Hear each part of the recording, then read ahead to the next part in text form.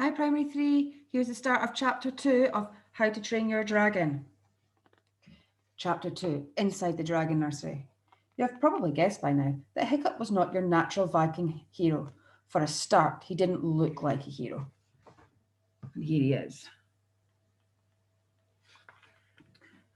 Somebody like Snoutlight, for instance, was tall, muscly, covered in skeleton tattoos, and already had the beginnings of a small moustache.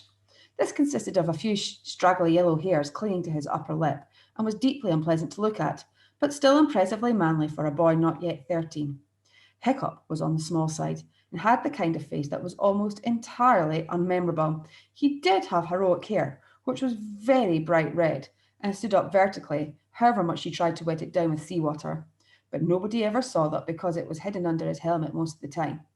You would never have picked Hiccup out of those 10 boys to be the hero of this story. Snoutlight was good at everything and a natural leader.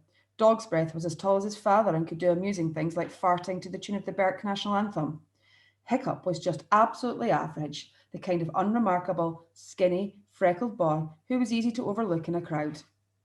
So when Gobber blew the horn and moved out of sight to find a comfortable rock to sit on and eat his mussel and tomato sandwich, Snoutlight pushed Hiccup out of the way and took charge. Okay, listen up, boys, he whispered in a menacing fashion. I'm in charge, not the useless. And anybody who objects gets a knuckle sandwich from Dog's Breath the Dullbrain. Ugh, grunted Dog's Breath, pounding his fists together in happy excitement. Dog's Breath was Snoutlight's chief sidekick and a great big gorilla of a boy. Bash him, Dog's Breath, to show what I mean. Dog's Breath was delighted to oblige. He gave Hiccup a shove that sent him sprawling headfirst into the snow, then ground his face in it. Pay attention, hissed Snoutlight. The boys dragged their eyes away from Dog's Breath and Hiccup and paid attention. Rope yourselves together. The best climber should go first. Well, that's you, of course, Snoutlight said Fishlegs. You're the best at everything, aren't you? Snoutlight looked at Fishlegs suspiciously. It was difficult to tell whether Fishlegs was laughing at him or not because of his squint. That's right, Fishlegs, said Snoutlight. I am. And just in case he had been laughing at him, bash him, Dog's Breath. While Dog's Breath pushed Fishlegs down to join Hiccup in the snow, Snoutlight bossily ordered everybody to rope themselves together. Hiccup and Fishlegs were the last to be tied on, just behind a flushed and triumphant Dog's Breath. Oh, brilliant, muttered Fishlegs. I'm about to enter a cave of man-eating reptiles tied up to 8 complete maniacs. If we get to the cave, said Hiccup nervously, looking at the sheer black cliff. Hiccup put the lighted torch between his teeth to leave his hands free and started climbing after the others. It was a perilous climb. The rocks were slippery with snow, and the other boys were thoroughly overexcited, making the ascent far too quickly.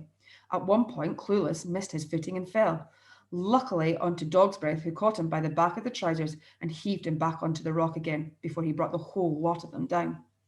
When they finally made it to the mouth of the cave, Hiccup looked down briefly at the sea pounding the rocks way below and swallowed very hard. Untie the ropes, ordered Snoutlight, his eyes popping with excitement at the thought of the dangers to come. Hiccup goes into the cave first because he is the son of the chief, he sneered, and if any of the dragons are awake, he'll be the first to know about it. Once we're in the cave, it's every man for himself. Only the strong can belong. Although he wasn't your useless, mindless slug of a hooligan, Hiccup wasn't a wimp either. Being frightened is not the same as being a coward. Maybe he was as brave as everyone else there, because he went to catch a dragon despite knowing what dragons are like.